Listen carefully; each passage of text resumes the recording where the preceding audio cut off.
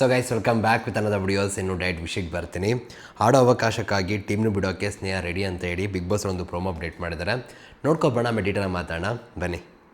ಯಾರು ಈ ಒಂದು ಆಟನ ಆಡಬಾರದು, ಕ್ಲಾರಿಟಿ ಇರುವುದಿಲ್ಲ ಅವ್ರು ಮಾತಾಡೋದಕ್ಕೆ. ಅವ್ರ ಮುಖದ ಮೇಲೆ ಹೋಗಿ ಇಂಟು ಮಾರ್ಕ್ ಹಾಕ್ಬೇಕು. ಹಂಗೆ ಗುಣ ಇಡ್ತಾರ ಅದ್ರಲ್ಲಿ ಎಂಟರ್ಟೈನಿಂಗ್ ಆಗಿರ್ಲಿ ಡೈಲಾಗ್ಸ್ ಆ ತರ ಏನು ಮಾಡಿಲ್ಲ. ಫಿಸಿಕಲ್ ಏನಾದ್ರು ಬಂದ್ರೆ ಅವ್ರು ಡೆಫಿನೆಟ್ಲಿ ಸ್ನೇಹ ಆಗ್ತಾ ಇದೆ. ಅಷ್ಟೊತ್ತಿಗೆ ನಾನು ಎಲಿಮಿನೇಟ್ ಆಗಿದ್ರೆ ನೀನೇನಾದ್ರು ಬರ್ತೀಯಾ? ಕನ್ಸಿಡರ್ ಮಾಡಿ ಅವ್ರವ್ರದ್ದು ನೋಡ್ಕೊಂತ ಇದಾರೆ. So I don't want to be in the group. ಇವರಿಬ್ರು ಫ್ರೆಂಡ್ಸ್ ಆಗಿದ್ದಾರೆ. ಅವ್ರು ಬಂದು ಅಲ್ಲೇ ಒಂದ್ ಮಾತಾಡ್ತಾರೆ, ಇಲ್ಲೇ ಒಂದ್ ಮಾತಾಡ್ತಾರೆ. ನಾನು ಒಬ್ಬನೇ ಆಡಕ್ ಬಂದಿರಲ್ಲ, ಮಾತು ವಾಪಸ್ ತಗೊಳ್ಳಿ ಫಸ್ಟ್. 1 ಸೆಕೆಂಡ್. ರಾತ್ರಿ 9:30 ಟಿವಿಗೂ ಮೊದಲೇ ನೋಡಿ ಜಿಯೋ ಹಾಟ್ಸ್ಟಾರ್ ನಲ್ಲಿ. ಏನಿಸ್ತು ಗೈಸ್ ಪ್ರೋಮೋ ನೋಡಿ? ಕಮೆಂಟ್ ಸೆಕ್ಷನ್ ತಿಳಿಸಿ ನೋಡೋಣ. ಆ್ಯಕ್ಚುಲಿ ಏನಪ್ಪ ಅಂದರೆ ಇಲ್ಲಿ ಒಂದು ವಿಷಯ ನಮಗೂ ಕೂಡ ಅರ್ಥ ಆಗದಿರೋದೇನೆಂದರೆ ಯಾರ್ಯಾರು ಯಾವ ಥರ ಅಂಡರ್ಸ್ಟ್ಯಾಂಡಿಂಗ್ ಇದ್ದಾರೆ ಏನು ಕತೆ ಅಂತ ಗೊತ್ತಿಲ್ಲ. ಯಾಕಂದರೆ ನಮಗೆ 24 ಅವರ್ಸು ಲೈವ್ ಇದ್ದು ಎಲ್ಲರೂ ಒಂದು ಮೈಲಿದ್ದರೆ ನಮ್ಗೆ ಐಡಿಯಾ ಸಿಗುತ್ತೆ.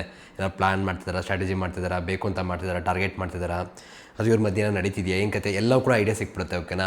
ಬಟ್ ಇವಾಗ ಇಲ್ಲಿ ಕೆಲವು ಮಾತುಗಳು ನೋಡ್ತಿರ್ಬೇಕಾದ್ರೆ, ಎಪಿಸೋಡ್ ನೋಡ್ತಿರ್ಬೇಕಾದ್ರೆ ಕೆಲವೊಂದು ಕಡೆ ಫೇವರಿಸಮ್ ಮಾಡ್ಕೊತಿದ್ದಾರೇನೋ ಅಥವಾ ಅವ್ರವರಲ್ಲೇ ಒಂದು ಅಂಡರ್ಸ್ಟ್ಯಾಂಡಿಂಗ್ ಇರ್ಬೋದೇನೋ ಅನ್ನೋದು ಕೂಡ ಅನಿಸುತ್ತೆ. ಓಕೆನಾ? ಅನ್ಸಿದ್ರೆ ಏನು ತಪ್ಪಿಲ್ಲ ಅಂತ ಅನಿಸುತ್ತೆ.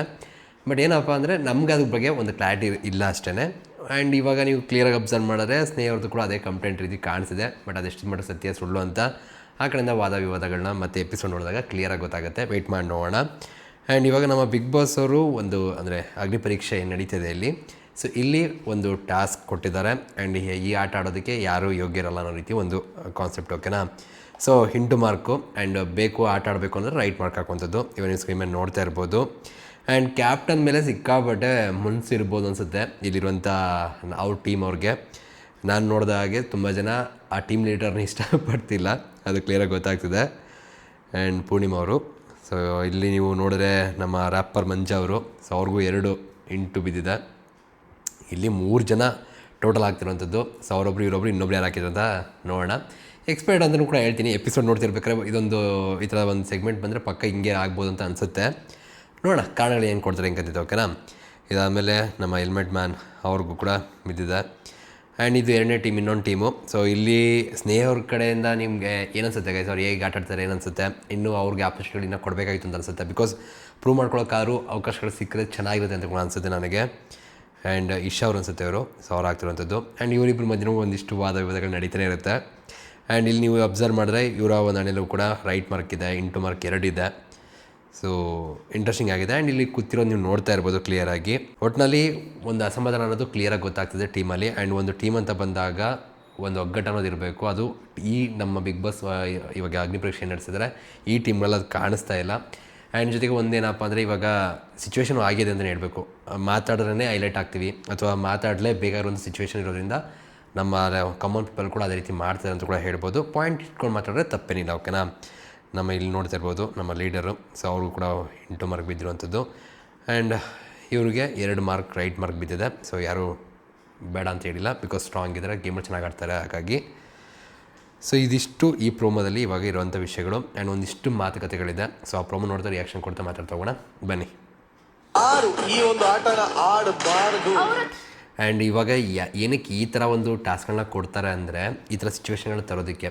ಅಂದರೆ ಇಲ್ಲಿ ಏನಾದ್ರು ಆಗ್ತಿದ್ರು ಕೂಡ ಅದು ಆಚೆ ಬರುತ್ತೆ. ಒಂದು ಜೊತೆಗೆ ಈ ಥರ ಕೊಟ್ಟಾಗ ಅವ್ರ ವ್ಯಕ್ತಿತ್ವ ಕೂಡ ಆಚೆ ಬರುತ್ತೆ. ಯಾವ ಥರ ಹ್ಯಾಂಡಲ್ ಮಾಡ್ತಾರೆ, ಯಾವ ಥರ ಅಂಡರ್ಸ್ಟ್ಯಾಂಡಿಂಗ್ ಇರುತ್ತೆ, ಯಾವ ಥರ ಮಾತು ಆಡಿ ಬಗೆಹರಿಸ್ಕೋತಾರೆ. ನೀವು ಅಬ್ಸರ್ವ್ ಮಾಡಿ, ಒಂದು ವಿಷಯ ಅಬ್ಸರ್ವ್ ಮಾಡಿದ್ರೆ ಯಾರು ಕೂಡ ಒಳ್ಳೆ ರೀತಿ ಮಾತಾಡೋಕ್ಕೆ ರೆಡಿನೇ ಇಲ್ಲ.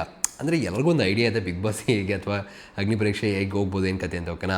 ಆ್ಯಂಡ್ ನಿಜ ಹೇಳಬೇಕು ಅಂದರೆ ಸೈಲೆಂಟಾಗಿ ಮಾತಾಡಿದ್ರೆ ವರ್ಕೌಟು ಆಗೋಲ್ಲ, ಬಿಕಾಸ್ ಹೈಲೈಟೇ ಆಗೋಲ್ಲ. ಸೊ ಅದು ಕೂಡ ತಲೆಯಿದ್ದೇ ಇರುತ್ತೆ. ಓಕೆನಾ? ಕ್ಲಾರಿಟಿ ಇರುವುದಿಲ್ಲ ಅವ್ರು ಮಾತಾಡೋದಕ್ಕೆ. ಆ್ಯಂಡ್ ಏನು ಅನಿಸುತ್ತೆ ಪೂರ್ಣಿಮಾ ಅವ್ರ ಬಗ್ಗೆ ಗೈಸ್ ನಿಮಗೆ? ಅಂದರೆ ಅವ್ರ ಮಾತಲ್ಲಿ ಕ್ಲಾರಿಟಿ ಇಲ್ಲ ಅಂತ ಅನಿಸುತ್ತಾ ಹೇಳಿ? ಹೋಗಿ ಇಂಟು ಮಾರ್ಕ್ ಹಾಕ್ಬೇಕು. ಹಂಗೆ ಗುಣ ಇಡ್ತಾರ ಅದ್ರಲ್ಲಿ ಒಟ್ಟಿನಲ್ಲಿ ಆಗ್ತಿದೆ ಇವ್ರ ಟೀಮಲ್ಲಿ ಇವ್ರಿಗೆ ಜಾಸ್ತಿ ಗುಣ ಇಡೋವಂಥದ್ದು ಆಗ್ತಿದೆ. ಆಪರ್ಚುನಿಟಿಗಳನ್ನ ಕೊಡಬೇಕಾಗುತ್ತೆ. ಅಂದರೆ ಕೆಲವೊಂದು ಸಲ ಎಲ್ಲ ಟಾಸ್ಕಲ್ಲೂ ಎಲ್ಲರಿಗೂ ಅನಿಸಲ್ಲ ಇವರೇ ಇದು ಅಂತನೂ ಅಂತ ಅನಿಸಲ್ಲ. ಬಟ್ ಟಾಸ್ಕ್ಗಳು ಕೂಡ ಡಿಫ್ರೆಂಟಾಗಿ ಹೋಗ್ತಾ ಇದೆ. ಒಂದೊಂದು ಸೆಗ್ಮೆಂಟ್ ಒಂದೊಂದು ಥರ ಇದೆ. ಸೊ ಅದನ್ನು ನೋಡಿದಾಗ ಅಲ್ಲಿ ಕಷ್ಟವೂ ಇದೆ, ಈಸಿನೂ ಕೂಡ ಇರೋದಿಲ್ಲ. ಓಕೆನಾ? ಬಟ್ ಆದರೂ ಕೂಡ ಮ್ಯಾನೇಜ್ ಮಾಡಬೇಕಾಗುತ್ತೆ. ಆಪರ್ಚುನಿಟಿ ಎಲ್ಲರಿಗೂ ಕೂಡ ಈಕ್ವಲ್ ಕೊಟ್ಟರೆ ಬೆಸ್ಟ್ ಅನಿಸುತ್ತೆ. ಎಂಟರ್ಟೈನಿಂಗ್ ಆಗಿರಲಿ ಡೈಲಾಗ್ಸ್ ಆ ಥರ ಏನೂ ಮಾಡಿಲ್ಲ. ಆ್ಯಂಡ್ ಮಾಡಿಲ್ಲ ಅಂದರೆ ಮಾಡೋದಂಥದ್ದು ಬಂದಾಗ ಆಪರ್ಚುನಿಟಿಗಳನ್ನ ಸಿಕ್ಕಿದಾಗ ಕೊಡಬೇಕಾಗುತ್ತೆ. ಅಂಥ ಟೈಮಲ್ಲಿ ಇವ್ರು ಕೂಡ ತೊಗೊಂಡಿರ್ತಾರೆ, ಅದು ಕೂಡ ಮೇನ್ ಆಗುತ್ತೆ. ಆ್ಯಂಡ್ ತುಂಬ ಚೆನ್ನಾಗಿ ಈಶಾ ಅವರು ಕೂಡ ಚೆನ್ನಾಗಿ ಆಟ ಆಡ್ತಾರೆ, ತುಂಬ ಚೆನ್ನಾಗಿ ಮಾತಾಡ್ತಾರೆ. ಆ್ಯಕ್ಚುಲಿ ನಾ ಸೈಲೆಂಟ್ ಅಂತ ಅಂದ್ಕೊಂಡಿದ್ದೆ, ಬಟ್ ಸಿಕ್ಕಾಪಟ್ಟೆ ವೈಲೆಂಟ್ ಇದ್ದಾರೆ. ಗುಡ್. ಏನಾದ್ರು ಬಂದ್ರೆ ಅವ್ರು ಡೆಫಿನೆಟ್ಲಿ ಸ್ನೇಹ ಆಗ್ತಾ ಇದೆ. ಅದು ನಿಜನೇ. ಈಗ ಆ ಥರ ಇದ್ರೆ ನಾನು ಆಗ್ತಿದ್ದೆ ಅನ್ನೋ ರೀತಿ ಪಾಯಿಂಟು. ಅಷ್ಟೊತ್ತಿಗೆ ನಾನು ಎಲಿಮಿನೇಟ್ ಆಗಿದ್ರೆ ನೀನೇನಾದರೂ ಬರ್ತೀಯಾ? ನನಗೆ ಇವ್ರಿಗೆ ಮಾತುಕೊಡೋದು ತುಂಬ ಇಷ್ಟ ಆಗುತ್ತಪ್ಪ. ಕೌಂಟರ್ ಡೈಲಾಗ್ಗಳು ಸಾಕತ್ತಾಗಿ ಬರ್ತಿದ್ದೆ. ಅದಂತೂ ಈ ಅಗ್ನಿ ಪರೀಕ್ಷೆ ತುಂಬ ಚೆನ್ನಾಗಿ ಹೋಗ್ತಿದೆ ಅಂತ ಹೇಳ್ಬೋದು. ಹೆಣ್ಮಕ್ಳಂತೂ ಸಿಕ್ಕಾಪಟ್ಟೆ ಕೌಂಟರ್ಗಳು ಕೊಡ್ತಾರೆ ಬಾಯ್ಸ್ಗಿಂತ. ನನ್ನ ಟೀಮ್ ಅಂತ ಕನ್ಸಿಡರ್ ಮಾಡಿ ಅವ್ರದ್ದು ನೋಡ್ಕೊಂತ ಇದ್ದಾರೆ. So I don't want to be in that group. So ಕ್ಲಿಯರಾಗಿ ನಾನು ಈ ಗ್ರೂಪಿಂದ ಎಕ್ಸಿಟ್ ಆಗ್ತೀನಿ, ನನಗೆ ಈ ಗ್ರೂಪ್ ಬೇಡ ಅಂತ ಹೇಳ್ತಾ ಇದ್ದಾರೆ. ಕಾರಣ ಏನಪ್ಪ ಅಂದರೆ ಅವ್ರಿಗೆ ಅನಿಸಿದೆ ಇಲ್ಲಿ ಅವ್ರವ್ರ ಅಂಡರ್ಸ್ಟ್ಯಾಂಡಿಂಗ್ ಮೇಲೆ ಅವರೆಲ್ಲರೂ ಕೂಡ ಸೆಲೆಕ್ಷನ್ ಮಾಡ್ಕೊಂಡು ಅವ್ರ ಪಾಡ್ಗೇನೋ ಮಾಡ್ಕೊಂಡು ಹೋಗ್ತಿದ್ದಾರೆ. ನನಗಿಲ್ಲ ಒಂದು ಆಪರ್ಚುನಿಟಿ ಸಿಗ್ತಾ ಇಲ್ಲ ಆ್ಯಂಡ್ ನನಗೆ ಒಂದು ಟೀಮ್ ಮೆಂಬರಾಗಿ ಕನ್ಸಿಡರ್ ಮಾಡ್ತಾ ಇಲ್ಲ ಇವರು. ಎಲ್ಲೋ ನನಗೆ ಮೋಸ ಆಗ್ತಿದೆ ಅನ್ನೋದು ಸ್ನೇಹರ ಒಪಿನಿಯನು. ಎಪಿಸೋಡ್ ನೋಡ್ತಿರ್ಬೇಕು ನಿಮಗೂ ಆಗ ಅನಿಸ್ಬೋದೇನೋ, ಗೊತ್ತಿಲ್ಲ. ನಿಮಗೆ ಅನ್ಸುತ್ತೆ ಹೇಳಿ. ಇವರಿಬ್ರು ಫ್ರೆಂಡ್ಸ್ ಆಗಿದ್ದಾರೆ, ಅವ್ರು ಬಂದು ಅಲ್ಲೇ ಒಂದು ಮಾತಾಡ್ತಾರೆ, ಇಲ್ಲೇ ಒಂದು ಮಾತಾಡ್ತಾರೆ. ಆ್ಯಂಡ್ ಇವಾಗ ಫ್ರೆಂಡ್ಸ್ ಆಗಿದ್ದಾರೆ. ಹೌದು, ಇವಾಗ ಯಾರು ಯಾವ ಥರ ಇದ್ದಾರೆ, ಏನು ಕತೆ, ಅವ್ರ ಬಾಂಡಿಂಗ್ಗಳೇನು ಅಂತ ನಮ್ಗೆ ಐಡಿಯಾ ಇಲ್ಲ. ಯಾಕಂದ್ರೆ ಲೈವಲ್ಲಿ ನಾವು ನೋಡೋಕ್ಕಾಗ್ತಿಲ್ಲ. ಆ್ಯಂಡ್ ಇವರು ಆರಾಮಾಗಿ ಹೊರಗಡೆ ರೂಮಲ್ಲಿ ಇಲ್ಲೆಲ್ಲ ಇರೋದು ನೀವು ನೋಡಿದ್ದೀರಾ. ಅಂದರೆ ಅವ್ರು ಹೇಳೋ ರೀತಿನೇ ಕೇಳಿರ್ತೀರ, ಓಕೆನಾ. ಸೊ ಶೂಟಿಂಗ್ ಬಂದಾಗ ಶೂಟ್ ಮಾಡ್ಕೊಂಡು ಹೋಗೋದಲ್ವಾ. ಸೊ ಹಿಂಗಿರ್ಬೇಕಾದ್ರೆ ಅವರು ಏನು ಬೇಕಾದ್ರೂ ಪ್ಲ್ಯಾನ್ ಮಾಡ್ಬೋದು. ಸೊ ಇದಾಗುತ್ತೆ. ಬಂದಿರೋದು ಆ ಮಾತು ವಾಪಸ್ ತಗೊಳ್ಳಿ ಫಸ್ಟ್. 1 second. Big Boss ಅಗ್ನಿ ಪರೀಕ್ಷೆ. ಅದು ನಿಜನೇ, ಒಬ್ಬರಾಡಕ್ಕೆ ಬಂದಿದ್ದಾರೆ. ಬಟ್ ಏನಂದರೆ ಅನಿಸ್ತಿದೆ ಅನಿಸುತ್ತೆ ಸ್ನೇಹ ಅವ್ರಿಗೆ. ಅನಿಸಿದ್ದು ಎಲ್ಲ ಸತ್ಯ ಅಂತ ನೋಡೋಕ್ಕಾಗಲ್ಲ. ಬಟ್ ಅವ್ರಿಗೆ ಅನಿಸ್ತಿರೋರ್ಗೆ ಮಾತ್ರ ಗೊತ್ತಿರೋದು ಅದ್ರ ಕಷ್ಟ ಏನು ಅಂತ ಏನು ಕತೆ ಅಂತ ನೋಡೋಣ. ಅಗ್ನಿ ಪರೀಕ್ಷೆ ನನ್ನ ಪ್ರಕಾರ ಒಂದು ಬಿಗ್ ಬಾಸ್ ಮನೆ ಥರನೇ ಮಾಡಿದರೆ ಚೆನ್ನಾಗಿರ್ತಿತ್ತು. ನಾವು ಲೈವ್ ನೋಡಿಕೊಂಡು ಅಲ್ಲಿ ನಮ್ಮ ಏನು ಕಾಮನ್ ಪೀಪಲ್ ಇದ್ದಾರೆ ಅವ್ರ ಒಂದು ಎಕ್ಸ್ಪೀರಿಯನ್ಸ್ ಆಗ್ತಿತ್ತು. ಮತ್ತು ನೋಡೋರು ಕೂಡ ಇಂಟ್ರೆಸ್ಟಿಂಗ್ ಇನ್ನೂ ಚೆನ್ನಾಗಿರೋದು ಅಂತ ಅನಿಸುತ್ತೆ. ಜೊತೆಗೆ ಏನೂ ಸ್ಟ್ರಾಟಜಿಗಳು ಮಾಡೋಕ್ಕಾಗ್ತಿರ್ಲಿಲ್ಲ. ಆ್ಯಂಡ್ ಯಾರ್ಯಾರ ಜೊತೆ ಚೆನ್ನಾಗಿದ್ದಾರೆ, ಯಾವ ಥರ ಫೇವರ್ ಮಾಡ್ತಾರೆ, ಏನು ಕತೆ ಎಲ್ಲ ಗೊತ್ತಾಗ್ತಿತ್ತು. ಅದೊಂದು ಮಿಸ್ ಆಗಿದೆ. ಆ್ಯಂಡ್ ಇನ್ನೂ ಕೂಡ ಅಂದರೆ ಇಲ್ಲಿ ಕೂತ್ಕೊಂಡು ಮಾತಾಡೋದು ಈಸಿ, ರೀಸನ್ಗಳು ಕೊಡಬೇಕಾದ್ರೆ ಇನ್ನೂ ಬೆಟರಾಗಿ ಕೊಡ್ಬೋದಾಗಿತ್ತು ಅಂತ ಅನಿಸುತ್ತೆ ಎಷ್ಟೋ ಕಡೆ. ಇಲ್ಲಿಗಿಂತ ಹೆಚ್ಚು ಬೇರೆ ಸೆಗ್ಮೆಂಟ್ಗಳು ಕೂಡ ನೋಡ್ತಿರ್ಬೇಕಾದ್ರೆ ಪರ್ಸನ್ ನಂಗೆ ಅನಿಸ್ತು. ಬಟ್ ಏನೂ ಮಾಡೋಕ್ಕಲ್ಲ ಗೈಸ್. ಅದೇ ಹೇಳಿದ್ನಲ್ಲ, ಇಲ್ಲಿ ಕೂತ್ಕೊಂಡು ಮಾತಾಡೋದು ಈಸಿ, ಅಲ್ಲಿ ತಲೆಗೆ ಓಡಲ್ಲ, ಅದನ್ನರ್ಥ ಏನೋ ಇರುತ್ತೆ. ನೋಡುವ ಏನು ಮಾಡ್ತಾರೆ ಹೆಂಗೆ ಕತೆ ಅಂತ. ಆ್ಯಂಡ್ ಇವಾಗ ನಮ್ಮ ಅಗ್ನಿ ಪರೀಕ್ಷೆ ಬಗ್ಗೆ ನಿಮ್ಮ ಅನಿಸಿಕೆಯನ್ನು ಕಮೆಂಟ್ ಸೆಕ್ಷನ್ ತಿಳಿಸಿ. ಸಿಗೋಣ ಮತ್ತೆ. Thank you guys, love you guys, bye.